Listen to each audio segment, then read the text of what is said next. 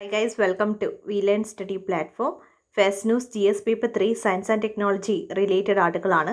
European Union Food Recall linked to genetically modified rice from India.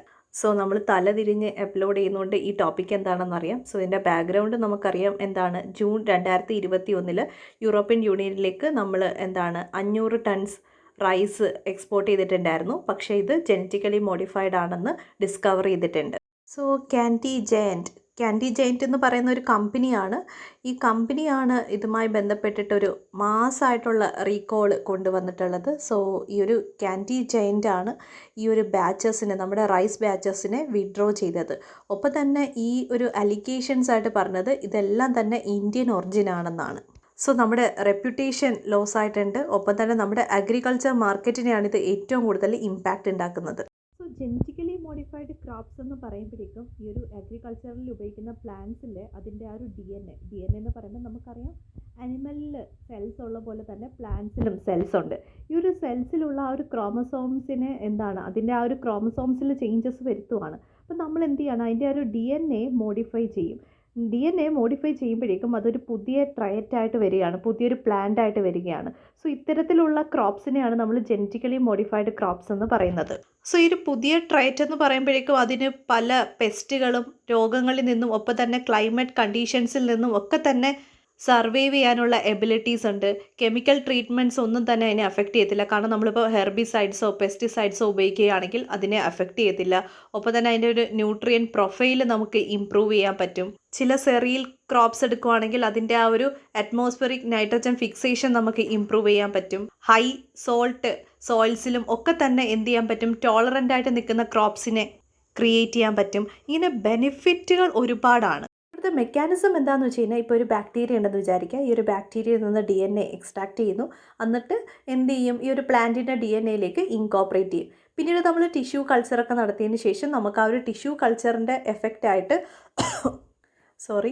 Tissue കൾച്ചറിൻ്റെ ആ ഒരു റിസൾട്ടായിട്ട് പുതിയൊരു plant വരും. ആ ഒരു പ്ലാന്റ് ആയിരിക്കും ജെനറ്റിക്കലി മോഡിഫൈഡ് ക്രോപ്സ് ആയിട്ട് മാറുന്നത്. സോ ഈ ഒരു ജെനറ്റിക്കലി മോഡിഫൈഡ് ക്രോപ്സിൻ്റെ ബെനിഫിറ്റുകൾ പറയുമ്പോഴേക്കും നമുക്ക് ടേസ്റ്റ് കൂട്ടാൻ പറ്റും, ആ ഒരു ക്രോപ്പിൻ്റെ ക്വാളിറ്റി എൻഹാൻസ് ചെയ്യാൻ പറ്റും, നമുക്ക് മൽ ന്യൂട്രീഷൻ റെഡ്യൂസ് ചെയ്യാൻ പറ്റും. എങ്ങനെയെന്ന് വെച്ച് കഴിഞ്ഞാൽ, ഇപ്പോൾ എക്സാമ്പിളായിട്ട് പറയുകയാണെങ്കിൽ ഗോൾഡൻ റൈസ് എന്ന് പറയുന്നത് ജെനറ്റിക്കലി മോഡിഫൈഡ് ആയിട്ടുള്ളൊരു റൈസാണ്. ഈ ഒരു റൈസിൻ്റെ പ്രത്യേകത എന്താണെന്ന് വെച്ച് കഴിഞ്ഞാൽ, ഇതിൽ വൈറ്റമിൻ എ എന്ത് ചെയ്തിട്ടുണ്ട്, ഇൻകോപ്പറേറ്റ് ചെയ്തിട്ടുണ്ട്. സോ വൈറ്റമിൻ എയുടെ ഡെഫിഷ്യൻസി ഉള്ള കുട്ടികളിലേക്ക് ഈ ഒരു ഗോൾഡൻ റൈസ് കൊടുക്കുകയാണെങ്കിൽ ആ ഒരു മൽ ന്യൂട്രീഷൻ നമുക്ക് റെഡ്യൂസ് ചെയ്യാൻ പറ്റും. സോ മൽന്യൂട്രീഷന് നമുക്ക് ഒരു സജഷൻസ് ആയിട്ട് പറയാൻ പറ്റുമില്ലേ. സോ നമ്മൾ ന്യൂസുകളെല്ലാം തന്നെ കണക്ട് ചെയ്യാൻ ശ്രമിക്കുക, വളരെ വെറൈറ്റി ആയിട്ട് ആൻസേഴ്സ് ക്രിയേറ്റ് ചെയ്യാൻ ശ്രമിക്കുക. സോ ഈ ഒരു അലിഗേഷൻസുമായി ബന്ധപ്പെട്ടുള്ള ഇന്ത്യയുടെ റെസ്പോൺസ് പറയുകയാണെങ്കിൽ, നമ്മുടെ മിനിസ്ട്രി പറയുന്നത് എന്താണെന്ന് വെച്ച് കഴിഞ്ഞാൽ, ഇന്ത്യയിൽ ജെനറ്റിക്കലി മോഡിഫൈഡ് ഫുഡ് ക്രോപ്പിൻ്റെ കൊമേഴ്ഷ്യൽ കൾട്ടിവേഷൻ ഇതുവരെ അപ്രൂവൽ കൊടുത്തിട്ടില്ല. അതുകൊണ്ട് തന്നെ ഇവിടെ റീസേർച്ചിന് വേണ്ടുന്ന ട്രയൽസ് മാത്രമാണ് നടക്കുന്നത്. സോ എങ്ങനെയാണ് ഇത്തരത്തിൽ 500 ടൺസ് ജെനറ്റിക്കലി മോഡിഫൈഡ് ആയിട്ടുള്ള റൈസ് ക്രോപ്സ് യൂറോപ്പിലേക്ക് എക്സ്പോർട്ട് ചെയ്യപ്പെടുന്നത്?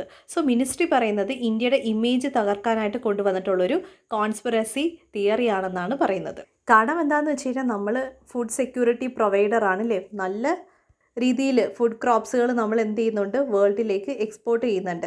അതുകൊണ്ട് തന്നെ നമ്മളൊരു റിലയബിൾ ആയിട്ടുള്ള ഫുഡ് സെക്യൂരിറ്റി പ്രൊവൈഡറാണ്. സോ ഇതിനെ തകർക്കാൻ വേണ്ടിയാണ് ഇത്തരത്തിലുള്ള അലിഗേഷൻസ് കൊണ്ടുവന്നിട്ടുള്ളത്. സോ ഇത്തരത്തിലുള്ള അലിഗേഷൻസ് ഒക്കെ ഫാമേഴ്സ് ഗ്രൂപ്പ്സിനാണെങ്കിലും ഒപ്പം തന്നെ എൻവറോൺമെൻറ്റ് ആക്ടിവിസ്റ്റുകൾക്കാണെങ്കിൽ തന്നെയും ഒരുപാട് ടെൻഷൻസ് ക്രിയേറ്റ് ചെയ്യുന്നുണ്ട്. കാണുമെന്ന് വെച്ച് കഴിഞ്ഞാൽ, നമ്മുടെ അഗ്രികൾച്ചർ എക്സ്പോർട്ട് ആംബിഷൻസ് ആണ് ഇത് തകർക്കുന്നത്. കാരണം നമ്മളിപ്പം ജെനറ്റിക്കലി മോഡിഫൈഡ് ക്രോപ്സ് ആണ് യൂറോപ്പിലേക്ക് എക്സ്പോർട്ട് ചെയ്യപ്പെട്ടിട്ടുള്ളത് എന്ന് പ്രൂവ് ചെയ്ത് കഴിഞ്ഞാൽ പിന്നീട് നമ്മുടെ അഗ്രികൾച്ചർ എക്സ്പോർട്ട് എന്ന് പറയുന്ന ആ ഒരു ആംബിഷൻസ് ആയിരിക്കും പിന്നീട് തകരുന്നത്. സോ ഇവിടുത്തെ കൺസേൺ എന്താണെന്ന് വെച്ച് കഴിഞ്ഞാൽ, പല ഡയമെൻഷൻസിൽ നമ്മൾ തിങ്ക് ചെയ്യണം. ഇപ്പം ഇന്ത്യയുടെ റെസ്പോൺസ് പറയുമ്പോഴേക്കും കുറച്ച് പോസിറ്റീവായിട്ടാണ് പറയുന്നത്. കാരണം ഇവിടെ നമ്മൾ ജെനറ്റിക്കലി മോഡിഫൈഡ് ആയിട്ടുള്ള ക്രോപ്സിൻ്റെ കൾട്ടിവേഷൻ കൊമേഴ്ഷ്യലി നടത്തുന്നില്ല എന്നാണ് പറയുന്നത്. പക്ഷേ ഇതിൻ്റെ ഒരു നെഗറ്റീവായിട്ടുള്ള കാര്യങ്ങളും കൂടി നമ്മൾ അറിഞ്ഞിരിക്കണം. കാരണം നമ്മുടെ ആൻസർ എപ്പോഴും ബാലൻസ്ഡ് ആയിരിക്കണം. സോ ഇന്ത്യയിൽ ഒരുപാട് ഇലീഗൽ കൾട്ടിവേഷൻസ് നടക്കുന്നുണ്ട്. എസ്പെഷ്യലി ഹെർബിസൈഡ് ടോളറൻ്റ് ആയിട്ടുള്ള BT cotton, genetically modified soyabean, ഇതെല്ലാം തന്നെ നടക്കുന്നുണ്ട്. സോ ഇതൊക്കെ ഇൻഡിക്കേറ്റ് ചെയ്യുന്നത് എന്താണെന്ന് വെച്ച് കഴിഞ്ഞാൽ, ജെനറ്റിക്കലി മോഡിഫൈഡ് ആയിട്ടുള്ള ക്രോപ്സ് നമ്മുടെ ഫീൽഡുകളിലെല്ലാം ഉണ്ടെന്നുള്ളതാണ്. അതുകൊണ്ട് തന്നെ നമ്മുടെ മുമ്പിൽ വരുന്ന ആ പ്ലേറ്റിലിരിക്കുന്ന ആ ഒരു ആഹാരത്തിലും ജനറ്റിക്കലി മോഡിഫൈഡ് ആയിട്ടുള്ള ക്രോപ്സ് ഉണ്ടാവാനുള്ള ചാൻസസ് ഉണ്ട്. ഇവിടുത്തെ മറ്റൊരു കാര്യം എന്താണെന്ന് വെച്ച് കഴിഞ്ഞാൽ നമ്മുടെ റെഗുലേറ്ററി അതോറിറ്റീസിനും ഇതറിയാം. അതായത് നമ്മുടെ ഫീൽഡ്സിൽ ഇത്തരത്തിൽ ജനറ്റിക്കലി മോഡിഫൈഡ് ആയിട്ടുള്ള ക്രോപ്സുകൾ കൾട്ടിവേറ്റ് ചെയ്യപ്പെടുന്നുണ്ട്. എന്നിട്ടും എന്തുകൊണ്ടാണ് എഫക്റ്റീവായിട്ടുള്ള ആക്ഷൻസ് എടുക്കാത്തത്? സോ നമുക്കിവിടെ 2 ഡയമെൻഷൻസ് ആണ് തിങ്ക് ചെയ്യേണ്ടത്. ഒന്നെന്ന് വെച്ച് കഴിഞ്ഞാൽ നമ്മുടെ ഗവർണൻസിലുള്ള ലൂപ്പ് ഹോൾസുകൾ ഏതൊക്കെയാണ്, എന്തുകൊണ്ടാണ് അതോറിറ്റീസ് ഇത് അറിഞ്ഞിട്ടും അതിന് വേണ്ടുന്ന ആക്ഷൻസ് എടുക്കാത്തത്, എന്തൊക്കെ സജഷൻസ് നിങ്ങൾക്ക് പറയാൻ പറ്റും? ഇത്തരത്തിലുള്ള ഈ ഒരു ഡയമെൻഷൻസും നിങ്ങളുടെ ഒപ്പീനിയൻസും വ്യൂ പോയിൻറ്റും ഒന്ന് കമൻറ്റ് ചെയ്യട്ടോ. Next article GS paper 2 international റിലേഷനുമായിട്ട് ബന്ധപ്പെട്ടുള്ള ആർട്ടിക്കിളാണ്. India Russia face common threats from Afghanistan. So ഈ ഒരു ആർട്ടിക്കിളിൽ 2 കാര്യങ്ങളാണ് ഫോക്കസ് ചെയ്യേണ്ടത്. ഇന്ത്യയുടെയും റഷ്യയുടെയും കോമൺ ത്രെഡ്സും മോസ്കോ ഫോർമാറ്റും. സോ ഇന്ത്യയുടെയും റഷ്യയുടെയും ആ ഒരു കോമൺ ത്രെറ്റ്സ് എന്താണെന്ന് വെച്ച് കഴിഞ്ഞാൽ ഫസ്റ്റ് ഇൻസ്റ്റെബിലിറ്റി തന്നെയാണ്. സോ ഏതെങ്കിലും ഒരു രാജ്യത്തിൽ പൊളിറ്റിക്കലി ആണെങ്കിലും മിലിറ്ററി ആണെങ്കിലും ഏതെങ്കിലും തരത്തിലൊരു ഇൻസ്റ്റെബിലിറ്റി ഉണ്ടാവുകയാണെങ്കിൽ അതിന് നിയറസ്റ്റ് ആയിട്ട് വരുന്ന രാജ്യങ്ങൾക്കും അതിനൊരു ഇമ്പാക്റ്റ് ഉണ്ടാവും. ഇത് കൂടാതെ തന്നെ ഡ്രഗ് ട്രാഫിക്കിംഗ് ആണ് അടുത്ത ഒരു ഇഷ്യൂ എന്ന് പറയുന്നത്. കാരണം നമുക്കറിയാം അഫ്ഗാനിസ്ഥാൻ്റെ ആ ഒരു എക്കണോമി തന്നെ നോക്കുവാണെങ്കിൽ ഡ്രഗ് ട്രാഫിക്കിംഗ് എന്ന് പറയുന്നത് പ്രിവാലൻ്റ് ആണ്. അതുകൊണ്ട് തന്നെ ആ ഒരു ഗോൾഡൻ ക്രെസൻറ്റ് എന്ന് പറയുന്നതിൻ്റെ പാർട്ടായതുകൊണ്ട് തന്നെ അഫ്ഗാനിസ്ഥാൻ എന്ന് പറയുന്നത് നിയറസ്റ്റ് രാജ്യമായിട്ടുള്ള ഇന്ത്യക്ക് ഒരു തലവേദന തന്നെയാണ്. ഈ ഒരു അഫ്ഗാനിസ്ഥാനുമായി ബന്ധപ്പെട്ടിട്ടുള്ള മാപ്പ് പോയിൻറ്റിങ് നമ്മൾ കൊടുത്തിട്ടുണ്ട്, പ്ലേലിസ്റ്റിലൊന്ന് പോവുക. സോ അഫ്ഗാനിസ്ഥാനുമായി ബന്ധപ്പെട്ടുള്ള മാപ്പ് റിലേറ്റഡ് ആയിട്ടുള്ള എല്ലാ കാര്യങ്ങളും അവിടെ പറഞ്ഞിട്ടുണ്ട് കേട്ടോ. ഇത് കൂടാതെ തന്നെ ടെററിസം ത്രെറ്റ് ഉണ്ട്. കാരണം എന്ന് വെച്ച് കഴിഞ്ഞാൽ UN ബ്ലാക്ക് ലിസ്റ്റിലുള്ള ആൾക്കാരൊക്കെയാണ് അവിടുത്തെ ഗവർണൻസിൽ വരുന്നത് ഇല്ലേ. താലിബാൻ ഒരു ഇൻ്ററിം ഗവൺമെൻറ് ഒക്കെ സ്റ്റാർട്ട് ചെയ്തിട്ടുണ്ടായിരുന്നു. അതിൽ ഈ ഒരു ടെററിസ്റ്റ് ഔട്ട്ഫിറ്റിലുള്ള ഒരുപാട് മെമ്പേഴ്സ് ഉണ്ട്. അതുകൊണ്ട് തന്നെ ഒരു ടെററിസം ത്രെറ്റ് നമുക്ക് നേരിടേണ്ടി വരും. ഇത് കൂടാതെ തന്നെ സെൻട്രൽ ഏഷ്യ, കാരണം അഫ്ഗാനിസ്ഥാൻ എന്ന് പറയുന്നത് സെൻട്രൽ ഏഷ്യൻ രാജ്യങ്ങളുമായിട്ട് ബോർഡർ ഷെയർ ചെയ്യുന്നുണ്ടില്ലേ. സോ ഈ ഒരു സെൻട്രൽ ഏഷ്യൻ കൺട്രീസിൽ ഇടയിൽ ഒരു ഇൻസ്റ്റെബിലിറ്റി ക്രിയേറ്റ് ചെയ്യും. ഇനി മോസ്കോ ഫോർമാറ്റിനെ പറ്റി പറയുകയാണെങ്കിൽ 2017 റഷ്യ ഇത് ഇൻട്രൊഡ്യൂസ് ചെയ്യുന്നത്. ഇതൊരു 6 പാർട്ടി മെക്കാനിസം ആയിരുന്നു.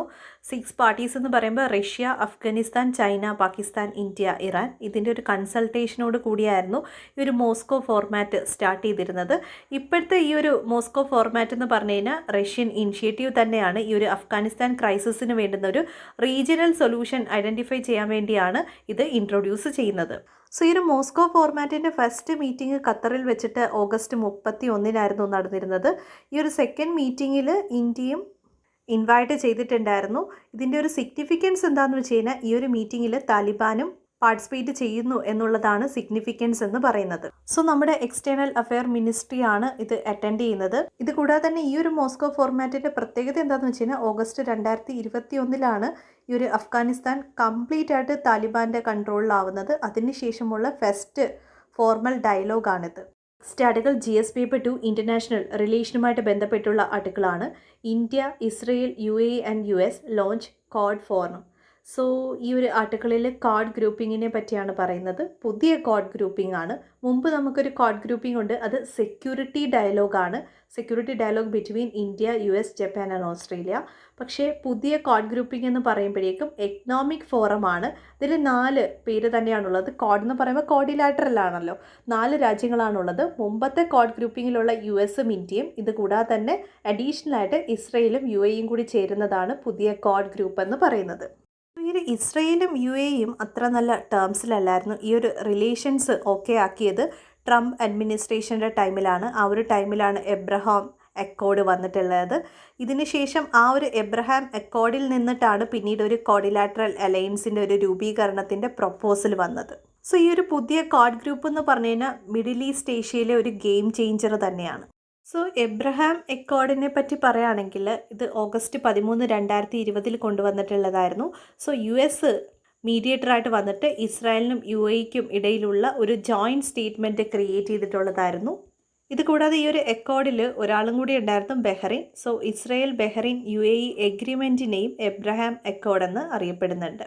ഈ ഒരു പുതിയ കോഡ് ഗ്രൂപ്പിങ്ങിൻ്റെ ആ ഒരു സിഗ്നിഫിക്കൻസിനെ പറ്റി പറയുകയാണെങ്കിൽ മിഡിൽ ഈസ്റ്റിൽ ഇന്ത്യക്ക് ഒരു സോഫ്റ്റ് പവർ ഇമേജ് ആണുള്ളത്. കാരണം എന്താണെന്ന് വെച്ച് കഴിഞ്ഞാൽ മില്യൺസ് ഓഫ് ഇന്ത്യൻ ഡയസ്പോറയാണ് അവിടെ ഉള്ളത്. സോ നമുക്കിതൊരു പുതിയ ഓപ്പർച്യൂണിറ്റിയാണ് തരുന്നത്. അതായത് ബിഗ് ഡേറ്റ ആണെങ്കിലും ആർട്ടിഫിഷ്യൽ ഇൻ്റലിജൻസ് ആണെങ്കിലും ക്വാണ്ടം കമ്പ്യൂട്ടിംഗ് ആണെങ്കിലും എക്സ്പോർട്ട് ആണെങ്കിലും ഇത്തരത്തിലുള്ള ബിഗ്ഗർ ആയിട്ടുള്ള ഓപ്പർച്യൂണിറ്റീസ് പുതിയ പുതിയ അലയൻസ് നമുക്ക് തരും. ഇത് കൂടാതെ തന്നെ നോൺ മിലിറ്ററി ഇഷ്യൂസ് നമുക്ക് ഫോക്കസ് ചെയ്യാൻ പറ്റും. കാരണം ഇതൊരു സെക്യൂരിറ്റി ഡയലോഗ് അല്ല, എക്കണോമിക് ഫോറമാണ്. അതുകൊണ്ട് തന്നെ ട്രേഡ്, എനർജി എന്ന് പറയുമ്പോൾ ഇന്ത്യക്ക് ഏറ്റവും അത്യാവശ്യമാണില്ലേ. സോ UAE എന്ന് പറയുന്ന ആ ഒരു രാജ്യമുണ്ട്. സോ UAE നമുക്ക് എന്ത് ചെയ്യാൻ പറ്റും, നമ്മുടെ എനർജി സെക്യൂരിറ്റിക്ക് വേണ്ടി കൊണ്ടുവരാൻ പറ്റും. ഒപ്പം തന്നെ എൻവറോൺമെൻറ്റ്, പ്രൊമോട്ടിംഗ് പബ്ലിക് ഗുഡ്സ്, ഇത്തരത്തിലുള്ള നോൺ മിലിറ്ററി ഇഷ്യൂസ് നമുക്ക് ഈ ഒരു പ്ലാറ്റ്ഫോമിലൂടെ കൊണ്ടുവരാൻ പറ്റും. ഇത് കൂടാതെ തന്നെ മിനി ലാറ്ററൽ ആയിട്ടുള്ള പാർട്ട്ണർഷിപ്പുകൾ കൊണ്ടുവരാൻ പറ്റും. കാണുമെന്ന് വെച്ച് കഴിഞ്ഞാൽ നമുക്കറിയാം മേജർ പവേഴ്സ് ഉണ്ട്, ഫ്രാൻസ്, റഷ്യ, ചൈന. സോ ഇതെല്ലാം മാറ്റിയിട്ട് നമുക്കൊരു മിനി ലാറ്ററൽ പാർട്ട്ണർഷിപ്പ് ക്രിയേറ്റ് ചെയ്യുന്നതോടുകൂടി ഈ ഒരു റീജിയനിൽ ബെറ്റർ ആയിട്ടുള്ള ഒരു ജിയോ പൊളിറ്റിക്സ് ഷേപ്പ് ചെയ്യാൻ പറ്റും. ഈ ഒരു കോഡ് ഗ്രൂപ്പിങ്ങുമായി ബന്ധപ്പെട്ടിട്ട് റിലേറ്റഡ് ആയിട്ടുള്ള എഡിറ്റോറിയൽ പേജിലും ഒരു ആർട്ടിക്കിൾ കാണാം, ദി അതർ കോഡ്. സോ ഈ ഒരു ആർട്ടിക്കിളിൻ്റെ സെൻട്രൽ തീം എന്താണെന്ന് വെച്ച് കഴിഞ്ഞാൽ ഇന്ത്യ ഇറാനുമായിട്ടൊരു ബെറ്റർ ആയിട്ടുള്ളൊരു റിലേഷൻഷിപ്പ് മെയിൻറ്റെയിൻ ചെയ്യണമെന്ന് തന്നെയാണ്. സോ ഈ ഒരു പുതിയ കോഡ് ഗ്രൂപ്പ് നോക്കുകയാണെങ്കിൽ ആ ഒരു വെസ്റ്റ് ഏഷ്യയിലെ ആ ഒരു ജിയോ പൊളിറ്റിക്സിലെ ഒരു ഗെയിം ചേഞ്ചർ തന്നെയാവും. സോ നമുക്ക് ഈ ഒരു ഓരോ രാജ്യങ്ങളും ഇന്ത്യയുമായിട്ടുള്ള സിഗ്നിഫിക്കൻസ് ആണ് ഫസ്റ്റ് മനസ്സിലാക്കേണ്ടത്. ഇന്ത്യയുടെ ഈ ഒരു വെസ്റ്റ് ഏഷ്യൻ പോളിസിയിൽ 3 പില്ലേഴ്സാണുള്ളത്. ഒന്നെന്ന് വെച്ച് കഴിഞ്ഞാൽ സുന്നി ഗൾഫ്, അതായത് ഗൾഫ് മൊണാർക്കീസിലുള്ള ആ ഒരു സുന്നി കമ്മ്യൂണിറ്റിയിലുള്ള രാജ്യങ്ങൾ. സെക്കൻഡ് എന്ന് വെച്ച് കഴിഞ്ഞാൽ ഇസ്രായേൽ, തേർഡ് എന്ന് വെച്ച് കഴിഞ്ഞാൽ ഇറാൻ. സോ ഈ ഒരു പ്ലാറ്റ്ഫോമിൽ ഇസ്രായേലും ഇറാനും ഉണ്ടല്ലേ. സോ ഇത് തന്നെയാണ് ഫസ്റ്റ് സിഗ്നിഫിക്കൻസ് എന്ന് പറയുന്നത്. ഇത് കൂടാതെ തന്നെ ഈ ഒരു ഇസ്രായേലിനെയും UAE നോക്കുകയാണെങ്കിൽ ഒരു വർഷം ബാക്കിലോട്ട് ചിന്തിക്കുകയാണെങ്കിൽ ഇസ്രായേലിനും UAEക്കും ഇടയിൽ ഒരു ഫോർമൽ ആയിട്ടുള്ള ഒരു ഡിപ്ലോമാറ്റിക് റിലേഷൻഷിപ്പ് നടന്നിട്ടില്ല. സോ ഈ ഒരു പുതിയ പ്ലാറ്റ്ഫോം ഇന്ത്യക്ക് കൂടുതൽ ഹെൽപ്ഫുൾ ആവും. എന്തുകൊണ്ടെന്നാൽ ഇപ്പോൾ ഒരു എക്സാമ്പിളായിട്ട് പറയുകയാണെങ്കിൽ ഇപ്പം ഇന്ത്യയുടെയും ചൈനയ്ക്കും ഇടയിലുള്ള മേജർ ഇഷ്യൂവിലൊന്നാണ് US-ഉമായിട്ടുള്ള ഇന്ത്യയുടെ ആ ഒരു റിലേഷൻഷിപ്പ് എന്ന് പറയുന്നത്. സോ 2 രാജ്യങ്ങൾ റൈവൽസ് ആകുമ്പോഴേക്കും ഇന്ത്യക്ക് ഒരു ബാലൻസ്ഡ് പവറായിട്ട് നിൽക്കാൻ പറ്റത്തില്ല. സോ UAE-യുമായിട്ട് ഇന്ത്യ കണക്ട് ചെയ്യുമ്പോഴേക്കും ഇസ്രായേലുമായിട്ട് ഉടക്കുമില്ലേ. സോ ഈ 2 രാജ്യങ്ങളും ഒരു പ്ലാറ്റ്ഫോമിലേക്ക് വന്നിട്ട് അവിടെ ആ ഒരു റിലേഷൻഷിപ്പ് നോർമലൈസ് ആകുമ്പോഴേക്കും നമുക്ക് കുറേ ഓപ്പർച്യൂണിറ്റിയാണ് തരുന്നത്. സോ ഇന്ത്യയുടെ ആ ഒരു ഫോറിൻ പോളിസി എസ്പെഷ്യലി ആ ഒരു മിഡിൽ ഈസ്റ്റിൽ നോൺ ഐഡിയോളജിക്കലി എൻഗേജ്മെൻറ്റ് നടത്താനായിട്ട് ഇന്ത്യക്ക് സാധിക്കും. ഇത് കൂടാതെ തന്നെ നമുക്കറിയാം മിഡിൽ ഈസ്റ്റിൽ USA അതിൻ്റെ ആ ഒരു ഫോഴ്സസിനെ ഡൗൺ ചെയ്തുകൊണ്ടിരിക്കുകയാണ്, അതിൻ്റെ സൈസ് കുറച്ചുകൊണ്ടിരിക്കുകയാണ്. ഇത് ഇൻഡിക്കേറ്റ് ചെയ്യുന്നത് എന്താണ്, അല്ലെങ്കിൽ ഈ ഒരു സ്റ്റേറ്റ്മെൻറ്റ് റെഫർ ചെയ്യുന്നത് അഫ്ഗാനിസ്ഥാനെ തന്നെയാണ്. കാരണം അഫ്ഗാനിസ്ഥാനിലും US എന്താണ് ഫോഴ്സ് കുറച്ചുകൊണ്ടിരിക്കുകയാണ് അല്ലേ. സോ US-ൻ്റെ ആ ഒരു ഫോഴ്സ് മറ്റ് രാജ്യങ്ങളിലുള്ളത് കുറഞ്ഞു വരികയാണ്. ഇത് ഇന്ത്യക്ക് പെർഫെക്റ്റ് ആയിട്ടുള്ള ഒരു ഓപ്പർച്യൂണിറ്റിയാണ് ക്രിയേറ്റ് ചെയ്യുന്നത്. ഇത് കൂടാതെ തന്നെ ഇസ്രായേലിലേക്ക് പോകുമ്പോഴേക്കും പുതിയ ഗവൺമെൻറ് അവിടെ വന്നിട്ടുണ്ട് നമുക്കറിയാം. സോ ഇസ്രായേലിലെ പുതിയ ഗവൺമെൻറ് മെയിനായിട്ട് ഫോക്കസ് ചെയ്യുന്നത് ഇസ്രായേൽ പാലസ്തീൻ കോൺഫ്ലിക്റ്റ് എങ്ങനെയെങ്കിലും റിസോൾവ് ചെയ്യുക എന്നുള്ളതാണ്. ഒപ്പം തന്നെ ഇസ്രായേലിലെ പുതിയ ഗവൺമെൻറ് UAE-യുമായിട്ട് പുതിയ കോപ്പറേഷൻസ് സ്റ്റാർട്ട് ചെയ്തിട്ടുണ്ട്. സോ നമ്മുടെ ആ ഒരു റീജിയനലിസ്റ്റിക് ആയിട്ടുള്ള റീജിയൻ വൈസ് ആയിട്ടുള്ള എല്ലാ ഇഷ്യൂസും ചലഞ്ചസും ഇവിടെ കുറയും. കാരണം ഇസ്രായേലും UAE-യും ഒരു പ്ലാറ്റ്ഫോമിൽ വരികയാണ്. സോ ഇത് ഇന്ത്യക്ക് ആ ഒരു ബാലൻസ്ഡ് പവറായിട്ട് നിൽക്കാനുള്ള ആ ഒരു പൊസിഷനാണ് ക്രിയേറ്റ് ചെയ്യുന്നത്. ഇത് കൂടാതെ തന്നെ UAE എന്ന് പറയുന്ന രാജ്യം ഇന്ത്യക്ക് വളരെ വൈറ്റലാണ്. കാരണം എസ്പെഷ്യലി നമ്മുടെ എനർജി സെക്ടറിന്. കാരണം ഗൾഫ് കൺട്രീസ് എന്ന് പറയുന്നത് തന്നെ നമ്മുടെ എനർജി സെക്ടറിന് വേണ്ടിയുള്ള രാജ്യങ്ങളാണില്ലേ. സോ ഗൾഫ് കൺട്രീസ് എന്ന് പറയുമ്പോൾ ആ ഒരു കാറ്റഗറി വരുന്നതാണ് UAE എന്ന് പറയുന്നത്. സോ ഈ ഒരു പ്ലാറ്റ്ഫോമിൽ UAE-യുടെ പൊസിഷൻ എന്ന് പറയുന്നത് ഇന്ത്യയുടെ എനർജി സെക്യൂരിറ്റി നോക്കുമ്പോഴേക്കും വളരെ വൈറ്റലാണ്. പക്ഷേ നമ്മുടെ ഈ ഒരു ഫോറിൻ പോളിസിയെ പറ്റി പറയുമ്പോഴേക്കും ഇന്ത്യ ഈ ഒരു പ്ലാറ്റ്ഫോം യൂസ് ചെയ്യുന്നത് വളരെ കെയർഫുൾ ആയിരിക്കണമെന്നും പറയുന്നുണ്ട്.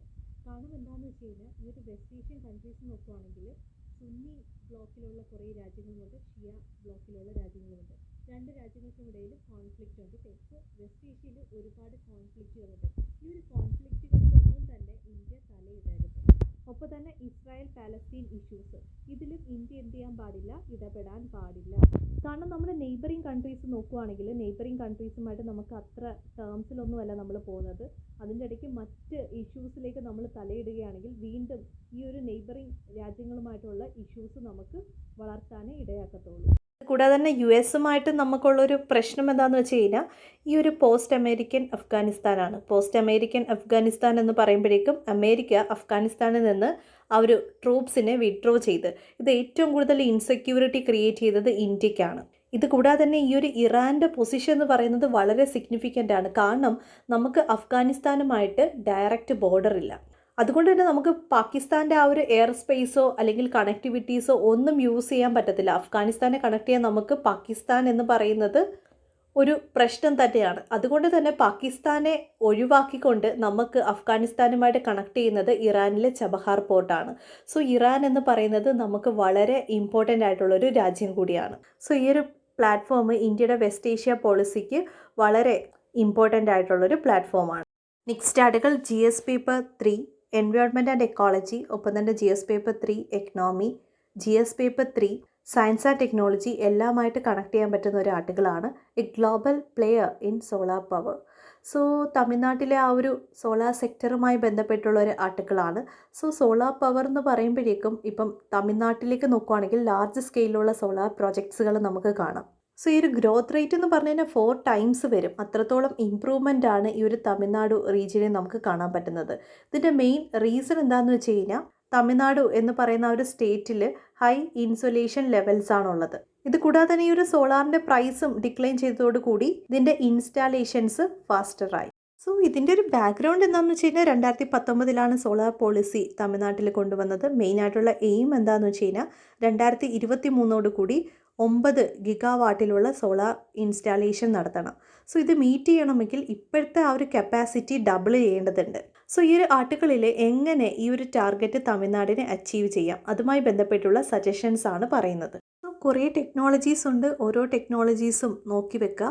So first generation solar cells നോക്കുകയാണെങ്കിൽ മോണോ ക്രിസ്റ്റലൈനുമുണ്ട്, മൾട്ടി ക്രിസ്റ്റലൈനുമുണ്ട്.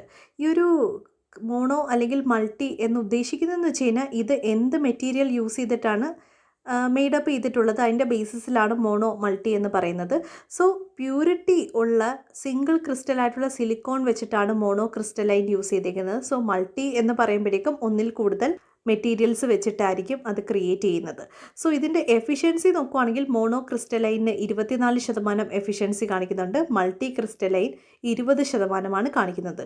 സോ ഇതിൽ നിന്ന് നമുക്ക് മനസ്സിലാക്കാൻ പറ്റുന്നത് ഇപ്പോൾ ഈ ഒരു ക്രിസ്റ്റലൈൻ സിലിക്കോൺ ടെക്നോളജി എന്ന് പറയുന്നത് ഓൾഡസ്റ്റ് മാർക്കറ്റിലുള്ളൊരു ടെക്നോളജിയാണ്. ഇത് നമ്മൾ പെട്ടെന്ന് ഈ ഒരു സിലിക്കോണിനെ റീപ്ലേസ് ചെയ്യുകയാണെങ്കിൽ ആ ഒരു സോളാർ മാർക്കറ്റിനെ വലിയൊരു ഡിസ്ട്രപ്റ്റ് ആയിരിക്കും ഉണ്ടാകുന്നത്. കാണുമെന്ന് വെച്ച് കഴിഞ്ഞാൽ ഈ ഒരു സിലിക്കോൺ വെച്ചിട്ടുള്ള ഈ ഒരു സോളാർ സെൽസിൻ്റെ ആ ഒരു ക്രിയേഷൻ അല്ലെങ്കിൽ മാനുഫാക്ചറിങ് എന്ന് പറയുന്നത് വളരെ ഈസി ആയിട്ടുള്ള മെത്തേഡാണ്. ഒപ്പം തന്നെ ലോ പ്രൊഡക്ഷൻ കോസ്റ്റ് ആണ്, ഹയർ എഫിഷ്യൻസീസ് ഉണ്ട്. സോ അതുകൊണ്ട് തന്നെ നമുക്ക് മോണോ ക്രിസ്റ്റലൈൻസ് തന്നെ പ്രിഫർ ചെയ്യാം. സെക്കൻഡ് എന്ന് വെച്ച് കഴിഞ്ഞാൽ പുതിയ ടെക്നോളജീസ് യൂസ് ചെയ്യാം. അതായത് ബൈഫേഷ്യൽ ആയിട്ടുള്ള സോളാർ സെൽസ് ഉണ്ട്. അതായത് 2 സൈഡ്സിലും സോളാർ പാനൽസ് ഉള്ളതാണ് ബൈഫേഷ്യൽ സോളാർ സെൽസ് എന്ന് പറയുന്നത്. ഇത്തരത്തിലുള്ള ന്യൂ ടെക്നോളജീസ് കൊണ്ടുവരുമ്പോഴേക്കും നമുക്ക് കുറച്ചും കൂടി എഫിഷ്യൻ്റ് ആയിട്ട് ഇതിനെ യൂസ് ചെയ്യാൻ പറ്റും. എന്ന് പറയുന്നത് സെക്കൻഡ് ജനറേഷൻ സോളാർ സെൽസ് ആണ് തിൻ ഫിലിം ടെക്നോളജീസ്. സോ ഈ ഒരു PV മെറ്റീരിയൽസ് എന്ന് പറയുമ്പോൾ പ്ലാസ്റ്റിക്കോ ഗ്ലാസോ ആയിരിക്കാം. അതിൽ സിംഗിൾ അല്ലെങ്കിൽ മൾട്ടിപ്പിൾ ലെയേഴ്സിലുള്ള ഡെപ്പോസിറ്റ്സ് കൊണ്ടുവരുന്നതാണ്. ഇങ്ങനെയാണ് ഇത് മാനുഫാക്ചർ ചെയ്യുന്നത്. സോ തിൻ ഫിലിം എന്ന് കേൾക്കുമ്പോൾ തന്നെ അറിയാം തിന്നാണല്ലേ. അതുകൊണ്ട് തന്നെ എന്ത് ചെയ്യാൻ പറ്റും, നമുക്കിപ്പം സോളാർ ഫാംസിൽ നമുക്ക് യൂസ് ചെയ്യാൻ പറ്റും. ഒപ്പം തന്നെ റൂഫ് ടോപ്പിലൊക്കെ ഉപയോഗിക്കാൻ പറ്റും, ഇലക്ട്രോണിക് ഡിവൈസസിൽ കൊണ്ടുവരാൻ പറ്റും, വെഹിക്കിൾസിൽ കൊണ്ടുവരാൻ പറ്റും. അതാണ് ഈ ഒരു സെക്കൻഡ് ജനറേഷൻ സോളാർ സെൽസിൻ്റെ പ്രത്യേകത എന്ന് പറയുന്നത്. ഇത് കൂടാതെ തന്നെ അപ്കമ്മിങ് ആയിട്ട് വരുന്ന സോളാർ സെൽസ് എന്ന് പറയുമ്പോഴേക്കും നാനോ ക്രിസ്റ്റലും ഡൈ സെൻസിറ്റൈസ് ആയിട്ടുള്ള സോളാർ സെൽസും. നെക്സ്റ്റ് ടെക്നോളജി എന്ന് പറഞ്ഞു കഴിഞ്ഞാൽ ഗ്രാഫീൻ ആണ്. ഈ ഒരു ഗ്രാഫീൻ ക്വാണ്ടം ഡോട്ട്സ് ആണ്. സോ ഈ ഒരു ഗ്രാഫീൻ എന്ന് പറഞ്ഞു കഴിഞ്ഞാൽ എന്താണ്, എക്സഗൺസ് ആണ് അല്ലേ. കാർബൺ ആറ്റംസിൻ്റെ ആ ഒരു സിംഗിൾ ലെയറിനെ വിളിക്കുന്ന പേരാണ് ഗ്രാഫീൻ എന്ന് പറയുന്നത്. സോ ഇതിനൊരു സൂപ്പർ ക്യാപ്ചർ നേച്ചർ ഉണ്ട്. അതുകൊണ്ട് തന്നെ തിയറിറ്റിക്കലി ഇതിൻ്റെ ഒരു എഫിഷ്യൻസി പറയുന്നത് 60%. ഇത് കൂടാതെ തന്നെ ഈ ഒരു സോളാർ ടെക്നോളജി നമുക്ക് ഇൻറ്റഗ്രേറ്റ് ചെയ്യാൻ പറ്റും. അതായത് ഇപ്പോൾ വെതർ ഫോർകാസ്റ്റിങ്ങിനാണെങ്കിലും പവർ ഔട്ട്പുട്ട് പ്രഡിക്ഷൻ സിസ്റ്റത്തിലാണെങ്കിലും കൺട്രോൾ സിസ്റ്റത്തിലാണെങ്കിലും ഓട്ടോമാറ്റിക് സിസ്റ്റത്തിലാണെങ്കിൽ തന്നെ ഇതിനെ ഇൻറ്റഗ്രേറ്റ് ചെയ്യാൻ പറ്റും. ഇതാണ് പുതിയ ടൈപ്പ് ഓഫ് ടെക്നോളജീസ് എന്ന് പറയുന്നത്. നമുക്കിവിടെ ഏറ്റവും അത്യാവശ്യമായിട്ടുള്ളത് പോളിസി സപ്പോർട്ട് തന്നെയാണ്. ഇത്തരത്തിലുള്ള പുതിയ ടെക്നോളജി അഡോപ്റ്റ് ചെയ്യണമെങ്കിൽ അതുമായി ബന്ധപ്പെട്ടുള്ള പോളിസി സപ്പോർട്ട് വേണം. ഒപ്പം തന്നെ നമ്മളിപ്പം റിന്യൂവബിൾ എനർജിക്ക് വേണ്ടി ഒരു ബഡ്ജറ്റ് കൊണ്ടുവന്നിട്ടുണ്ട് അല്ലേ. ഈ ബഡ്ജറ്റിൽ നിന്ന് കുറച്ച് റിസർച്ച് ആൻഡ് ഡെവലപ്മെൻറ്റിന് വേണ്ടി മാറ്റിവെക്കണം. ഇത് കൂടാതെ തന്നെ ഇത്തരത്തിൽ എന്ത് ചെയ്യണം, ഗ്രാൻസും സബ്സിഡീസും ഒക്കെ പ്രൊവൈഡ് ചെയ്തിട്ട് ഇത്തരത്തിലുള്ള ടെക്നോളജീസ് ഉപയോഗിക്കാനായിട്ട് ബൂസ്റ്റ് ചെയ്യണം. ഒപ്പം തന്നെ എന്താണ്, വർക്കേഴ്സിനെ ഇത്തരത്തിലുള്ള സ്പെസിഫിക് ആയിട്ടുള്ള സ്കിൽ ഡെവലപ്മെൻറ്റ് പ്രോഗ്രാമും കൂടി പഠിപ്പിക്കണം. അങ്ങനെയാണെങ്കിൽ പുതിയ പുതിയ ടെക്നോളജീസും ഒക്കെ തന്നെ ഈ ഒരു സെക്ടേഴ്സിൽ കൊണ്ടുവരാൻ പറ്റും. സോ ഇത്തരത്തിലുള്ള എഫേർട്ടുകൾ കൊണ്ടുവരികയാണെങ്കിൽ തമിഴ്നാട് എന്ന് പറയുന്ന സ്റ്റേറ്റ് ഗ്ലോബലി തന്നെ ഒരു വലിയ സോളാർ പവർ സെക്ടറായിട്ട് മാറും. Next article GS paper 2 international റിലേഷനുമായിട്ട് ബന്ധപ്പെട്ടുള്ള ആർട്ടിക്കിളാണ് ട്രബിൾ ഇൻ ബംഗ്ലാദേശ്. സോ ബംഗ്ലാദേശിലുള്ള ഈ ഒരു വയലൻസുമായി ബന്ധപ്പെട്ടുള്ളൊരു ആർട്ടിക്കിളാണ്. സോ ഈ ഒരു ആർട്ടിക്കിളിൽ ഫസ്റ്റ് അറിയേണ്ട കീവേഡ് എന്ന് പറഞ്ഞു കഴിഞ്ഞാൽ വാൻഡലിസമാണ്. നമ്മൾ ഓൾറെഡി ഡിസ്കസ് ചെയ്തിട്ടുള്ളതാണ് അല്ലേ.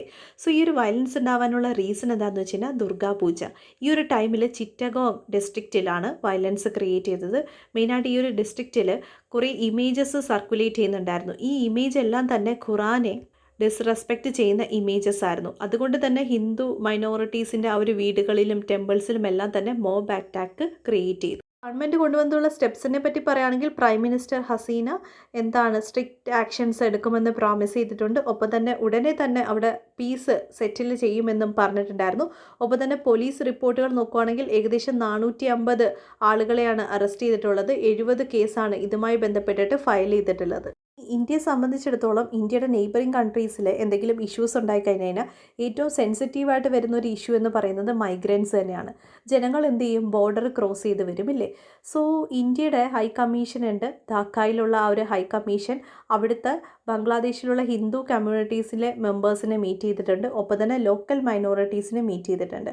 സോ ഈ ഒരു ലോക്കൽ മൈനോറിറ്റീസുമായിട്ട് മീറ്റ് ചെയ്യുന്നതിന് 2 പോയിന്റ് ഓഫ് വ്യൂവിൽ നമുക്ക് പറയാം. ഒന്നെന്ന് വെച്ച് കഴിഞ്ഞാൽ സെൻസ് ഓഫ് കമ്പാഷൻ ആണ്.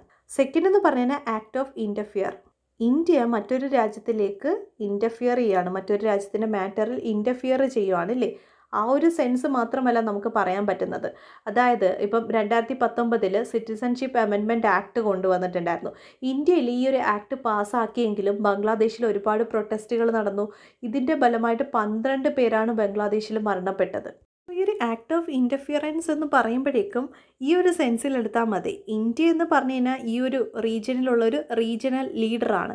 അതുകൊണ്ട് തന്നെ ആ ഒരു സബ് കോണ്ടിനെൻറ്റിൽ നടക്കുന്ന എല്ലാ കൺസേണിലും ഇടപെടാനുള്ള റൈറ്റ് ഇന്ത്യക്കുണ്ട്. പക്ഷേ ഇന്ത്യ എൻഷുർ ചെയ്യേണ്ട കാര്യം എന്ന് വെച്ച് കഴിഞ്ഞാൽ ഡൊമസ്റ്റിക് ആയിട്ടുള്ള ഡ്രൈവേഴ്സ് ഒരിക്കലും ഈ ഒരു ഫീൽഡിൽ അപ്സെറ്റുകൾ ക്രിയേറ്റ് ചെയ്യാൻ പാടില്ല. അതായത് ഇന്ത്യ കൂടുതലും ആ ഒരു ഫോറിൻ റിലേഷൻസ് ബെറ്ററായിട്ട് മെയിൻറ്റെയിൻ ചെയ്യാൻ ശ്രമിക്കണം. അതായത് ഇപ്പം ഈ ഒരു ആക്ട് ഓഫ് ഇൻ്റർഫിയറൻസ് എന്ന് പറയുമ്പോഴേക്കും ഇപ്പം ഇന്ത്യ ഒരു ആക്ട് പാസ്സാക്കിയെന്ന് വിചാരിക്കുക.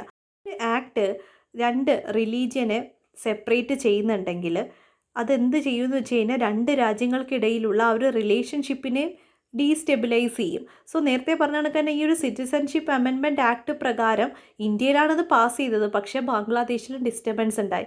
ഇതിനെയാണ് ആക്ട് ഓഫ് ഇൻ്റർഫിയറൻസ് എന്ന് പറയുന്നത്. സോ ഇത്തരത്തിലുള്ള കാര്യങ്ങൾ ഇന്ത്യ എന്ത് ചെയ്യണം, ഫോക്കസ് ചെയ്യണം. കാരണം നമുക്ക് ബംഗ്ലാദേശുമായിട്ട് 50 വർഷമായിട്ടുള്ള ഹിസ്റ്റോറിക് കോപ്പറേഷനാണുള്ളത്. സോ ബെറ്റർ ആയിട്ടുള്ളൊരു ഫോറിൻ റിലേഷൻ ആയിരിക്കണം ഇന്ത്യ മെയിൻറ്റെയിൻ ചെയ്യേണ്ടത്. Next article GS paper 3 economy related ആർട്ടിക്കിളാണ്. Gross NPS of banks to rise to 8 to 9% from 7.5% CRISIL.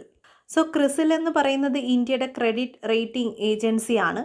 So 2021 മാർച്ചിൽ നമ്മുടെ ആ ഒരു NPA ഗ്രോത്ത് എന്ന് പറഞ്ഞാൽ 7.5% ആയിരുന്നു. പിന്നീട് നമ്മൾ എക്സ്പെക്റ്റ് ചെയ്തിരുന്നത് 11.2% പക്ഷേ ക്രിസിൽ പറയുന്നത് ഈ ഒരു ഫിസിക്കൽ ഇയറിൽ ഇതിൻ്റെ ആ ഒരു ഗ്രോത്ത് എന്ന് പറഞ്ഞു കഴിഞ്ഞാൽ 8 to 9% ആണ്. സോ നമ്മൾ എക്സ്പെക്റ്റ് ചെയ്തിരുന്നത് 11.2%. അതിൽ നിന്നും താഴെയായിട്ടാണ് NPS വന്നിട്ടുള്ളത്. NPS എന്ന് പറയുമ്പോഴേക്കും നോൺ പെർഫോമിംഗ് അസെറ്റ് അല്ലെങ്കിൽ ബാഡ് ലോൺസ്. നമുക്കിതെന്താണെന്ന് അറിയാം. സോ നമ്മൾ എക്സ്പെക്റ്റ് ചെയ്തതിനേക്കാളും ഈ ഒരു NPA ഗ്രോത്ത് കുറവാണ്. എങ്ങനെ കുറഞ്ഞു എന്ന് വെച്ച് കഴിഞ്ഞാൽ COVID-19 റിലീഫ് മെഷേഴ്സ് തന്നെയായിരുന്നു. സോ ഗവൺമെൻറ് കൊണ്ടുവന്നിട്ടുള്ള എമർജൻസി ക്രെഡിറ്റ് ലൈൻ ഗ്യാരണ്ടി സ്കീംസുകളെല്ലാം തന്നെ നല്ല രീതിയിൽ ഉള്ള റിലീഫ് മെഷേഴ്സ് ക്രിയേറ്റ് ചെയ്യാൻ പറ്റി. ഒപ്പം തന്നെ RBIയുടെ റീസ്ട്രക്ചറിങ് 2.0യും ഒരുപാട് ഹെൽപ്പ് ചെയ്തിട്ടുണ്ട്. ഈ ഒരു റീസ്ട്രക്ചറിങ് 2.0 മെയിനായിട്ട് എന്താ ചെയ്യുന്നതെന്ന് വെച്ച് കഴിഞ്ഞാൽ ഈ ഒരു ബാങ്കിലുള്ള NPSനെ ഐഡൻറ്റിഫൈ ചെയ്തിട്ട് അതിന് വേണ്ടുന്ന റെസൊല്യൂഷൻസ് കൊണ്ടുവരും. കൂടാതെ എഡിറ്റോറിയൽ പേജിൽ കാസ്റ്റ് സെൻസസുമായി ബന്ധപ്പെട്ടുള്ള ആർട്ടിക്കിളുണ്ട്, ജസ്റ്റ് ഒന്ന് വായിച്ചു വിടുക. ഇതുകൂടാതെ തന്നെ ഫ്രണ്ട് പേജിൽ ഉത്തരാഖണ്ഡിലെ ആ ഒരു റെയിൻ ടോൾസുമായി ബന്ധപ്പെട്ടുള്ളൊരു ആർട്ടിക്കിളുണ്ട്. ഡിസാസ്റ്റർ മാനേജ്മെൻറ്റ് പോയിന്റ് ഓഫ് വ്യൂവിൽ ആ ഒരു ആർട്ടിക്കിളും കൂടി വായിച്ചു നോക്കുക. സോ നമ്മൾ പെൻഡിങ് ആർട്ടിക്കിൾസ് എല്ലാം ഫിനിഷ് ചെയ്തിട്ടുണ്ട്. Thank you so much.